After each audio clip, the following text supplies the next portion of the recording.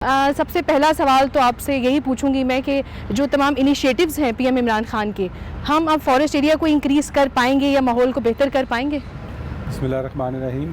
شکریہ جی، آپ نے بالکل صحیح بات کی۔ کیا ماحولیات کا جو شعبہ ہے یہ آج سے 30-40 سال پہلے لوگوں کو اس کی فکر نہیں ہوتی تھی، کیونکہ یہاں پر ڈیولپمنٹ کی وہ ریٹ نہیں تھے اور اتنی زیادہ ماحول کے اوپر اثرات نہیں تھے۔ لیکن اب یہ دنیا میں آپ سمجھ لیں اگر کوئی ایشو نمبر 1 ہے تو یہ بن چکا ہے، کیونکہ یہ ایک ایسا ایشو ہے جس کا تعلق صرف آپ کے صرف جو ماحولیات کہتے ہیں ماحول سے نہیں ہے، بلکہ آپ کی اکانومی سے بھی ہے، آپ کی سیکیورٹی سے بھی ہے، اور اس کے خصوصاً جو معیشت کے اوپر بہت سیریس اثرات ہیں، آپ کی ہیلتھ کے اوپر اس کے بہت زیادہ اثرات ہیں۔ تو یہ تمام کے ساتھ انٹر لنکڈ ایک ایشو ہے۔ ابھی کل ہی ایک بہت امپورٹنٹ رپورٹ آئی ہے جس کو داس گپتا رپورٹ کہتے ہیں، یہ یو کے اندر پہلی بار نکالی گئی، اور اس کے اندر یہ بتایا گیا ہے کہ جو 20ویں صدی ہم نے گزاری ہے اس طرح ہم 21ویں صدی نہیں گزار سکتے، ہمارے لیے سسٹینیبل ہی نہیں ہے۔ یہ جو ماڈل ہے 20ویں صدی کا اکنامکس کا، جس کے اندر آپ نیچر کو ویلیو نہیں کرتے، مطلب آپ صاف ہوا کو ویلیو نہیں کرتے، آپ صاف پانی کو ویلیو نہیں کرتے، you take them for granted, یہ جو ماڈل ہے یہ اب 21ویں صدی میں نہیں چل سکتا، کیونکہ نیچر ریئیکٹ کر رہا ہے۔ ابھی آج کل ہم سب کووڈ میں پھنسے ہوئے ہیں، کرونا میں پھنسے ہوئے ہیں۔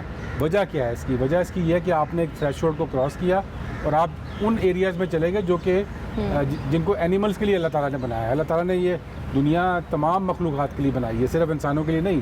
انسان ایک مخلوق ہے، اس کی اشرف المخلوقات ضرور ہے لیکن ایک مخلوق ہے۔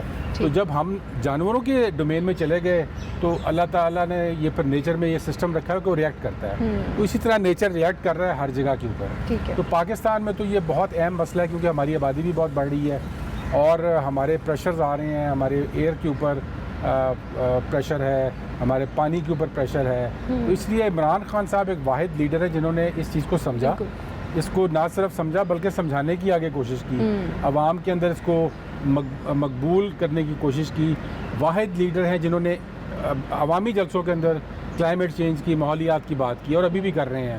اور صرف ان کے کرنے کی وجہ سے بھی ورلڈ بینک کی اسٹڈی آئی ہے کہ پاکستان میں جو اویئرنیس ٹو کلائمیٹ چینج تھی وہ 30% تھی 2013 کے اندر، لیکن جب خان صاحب نے بات کرنی شروع کی تو 2018 میں یہ 80% تک چلے گئی تھی۔ لوگ سن رہے ہیں ان کی بات، سمجھنے کی کوشش کر رہے ہیں، لیکن ہمیں اس پہ بہت اقدامات کرنے کی ضرورت ہے۔